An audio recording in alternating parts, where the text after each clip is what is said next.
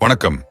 தாமரை ஆன்மீக தகவல் சேனலின் காணொளியை காண வந்திருக்கும் உங்களுக்கு எங்கள் மனமார்ந்த நன்றிகள். தொடர்ந்து தாமரை ஆன்மீக தகவல் சேனலில் இணைந்து பயணிக்க போகும் உங்களுக்கு எங்கள் தாமரை ஆன்மீக தகவல் சேனல் மற்றும் தாமரை ஆன்மீக சேனலின் குடும்ப உறுப்பினர்கள் சார்பாக எங்கள் உளம் கனிந்த வாழ்த்துக்கள். வாருங்கள், இன்றைய பதிவு உங்களுக்கு பயனுள்ளதாக அமையட்டும். முன்பெல்லாம் நம் முன்னோர்கள் சமையல் அறைக்கு செல்வதற்கு முன்பாக சுத்தபத்தமாக குளித்துவிட்டே சமையல் வேலைகளை செய்ய ஆரம்பிப்பார்கள். சமையல் அறையை பூஜை அறைக்கு இணையாகவே வைத்திருந்தார்கள். ஆனால் இன்றைய காலங்களில் அந்த பழக்க வழக்கம் வெகுவாக நம் வீட்டு பெண்களிடம் குறைந்துவிட்டது. குழந்தைகளுக்கும் கணவருக்கும் மதிய உணவை அதிகாலையிலேயே சமைத்து தர வேண்டிய கடமைகள் உள்ளது. உங்களால் சமையல் வேலைகளை துவங்குவதற்கு முன்னால் குளிக்க முடியாவிட்டாலும் குறைந்தது சுத்தமான தண்ணீரில் முகத்தை அலம்பி பல் துலக்கிவிட்டு உங்கள் ஆடைகளையும் சிகையையும் சரி செய்து கொண்டு அதன் பின் சமையல் அறைக்குள் செல்லுங்கள்.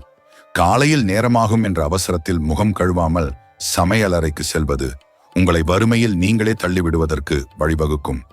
காலையில் எழுந்ததும் சில பெண்கள் சமைப்பதற்கு சீக்கிரம் ஊற வேண்டுமே என்று முதல் வேளையாக புளி டப்பாவில் இருந்து புளியை எடுத்து ஊற வைப்பார்கள். இது மிகவும் தவறான செயலாகும். இதனால் உங்கள் வீட்டில் உள்ள ஐஸ்வர்யம் நீங்கிவிடும். பெண்கள் காலையில் முதலில் தொட்டெடுக்கும் பொருளாக காய்ச்ச பால் இருந்தால் நிச்சயம் அவர்கள் வீட்டில் செல்வத்திற்கு குறைவிருக்காது. சமையல் அறையில் இரவு முழுவதும் எச்சில் பாத்திரங்கள் கழுவாமல் காய விடுவது வீட்டில் தர்த்திரியத்தை வரவழைக்கும்.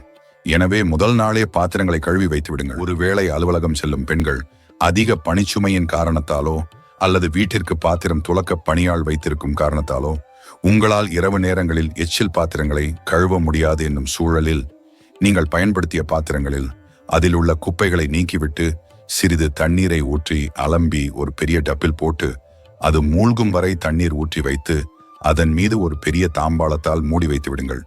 மறுநாள் அந்த பாத்திரங்களை கழுவுவதும் சுலபம். இதனால் நம் சமையல் அறையில் துர்நாற்றமும் வீசாது தர்த்திரியமும் பிடிக்காது. இந்த புராணங்களின்படி ஒருவர் சமையல் அறையில் பயன்படுத்தும் பொருட்களின் உலோகங்கள் கூட அவர்களுக்கும் அவர்கள் குடும்பத்தாருக்கும் எதிர்மறை விளைவுகளை ஏற்படுத்தக்கூடும். அந்த வகையில் நீங்கள் சமையல் அறையில் பயன்படுத்தும் அலுமினிய பாத்திரங்கள் ராகு கிரகத்தின் எதிர்மறை தாக்கத்தை ஏற்படுத்தும். இதை சமையல் அறையில் பயன்படுத்தும் போது ஒருவரின் உடலிலும் மனதிலும் எதிர்மறை தாக்கத்தை உண்டாக்கும்.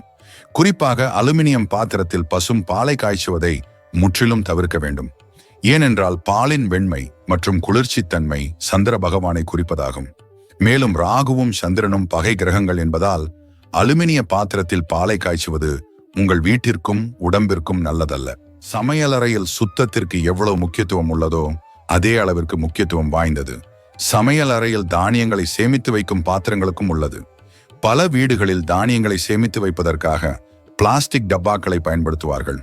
பிளாஸ்டிக் பொருட்கள் என்பது ராகு பகவானை குறிக்கும் பொருளாகும். எந்த வீட்டின் சமையல் அறையில் பிளாஸ்டிக் பொருட்களில் உணவு தானியங்களில் சேமிக்கிறார்களோ அந்த வீட்டில் உள்ளவர்களுக்கு உடல் உபாதைகள், சமையல் செய்ய தேவையான தானியங்கள் இல்லாமல் பற்றாக்குறை ஏற்படுதல் போன்ற பிரச்சனைகள் கண்டிப்பாக எழும். சமையல் அறையில் கூடுமான வரையில் பிளாஸ்டிக் பொருட்களை தவிர்ப்பது நலம் தரும்.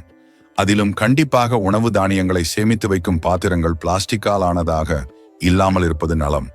இவற்றிற்கு மாற்றாக வாயகன்ற மூடியுடைய எவர் சில்வர் டப்பாக்களிலும் மூடியுடைய கண்ணாடி பாட்டில்களில் சேமித்து வைத்து பயன்படுத்துவது உடலுக்கும் வீட்டின் பொருளாதார வளர்ச்சிக்கும் மிகவும் நல்லது. எல்லா பெண்களும் சமையல் செய்து கொண்டிருக்கும் போது சமையல் செய்யும் உணவுகள் அடிபிடிக்காமல் இருப்பதற்காக கரண்டியை அதன் உள்ளே விட்டு கிளறி விடுவது வழக்கம்தான்.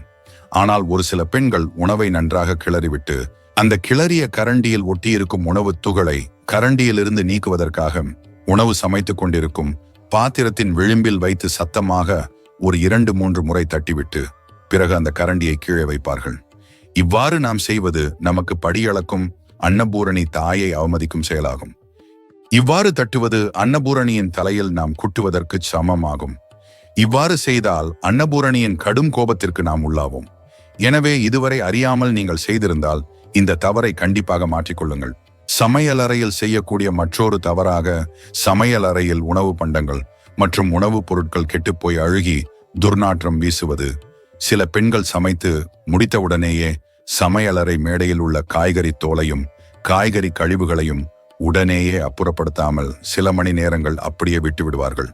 மேலும் சில நேரங்களில் வாங்கிய காய்கறிகளையும் பழங்களையும் சமைக்க போதுமான நேரம் இல்லாததால் சமைக்காமல் அல்லது சாப்பிடாமல் குளிர்சாதன பெட்டியிலோ அல்லது காய்கள் வைக்கும் கூடையிலோ மறந்து அப்படியே விட்டு விடுவார்கள். சில சமயங்களில் நாம் சமைத்த உணவு மீந்து போய் மறுநாள் சாப்பிடலாம் என்று குளிர் சாதன பெட்டியில் வைத்துவிட்டு அதை மறுநாள் சாப்பிடாமலும் அதை அப்புறப்படுத்தாமலும் உணவுப் பொருட்கள் கெட்டுப்போகும் வரை கவனிக்காமல் விட்டுவிடுவோம். இதனால் சமையல் அறையில் நுழைந்தாலோ சமையல் அறையில் உள்ள குளிர்சாதனம் பெட்டியை திறந்தாலோ ஒருவித கெட்ட துர்நாற்றம் பரவலாக இருந்து கொண்டே இருக்கும்.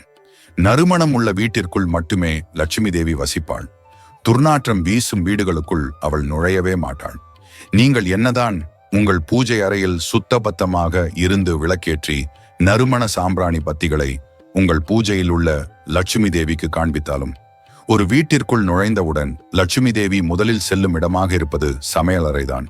அங்கு அவள் மனதிற்கு பிடித்த நறுமணம் வீசினால் மட்டுமே அவள் அந்த வீட்டில் நிரந்தரமாக தங்குவாள்.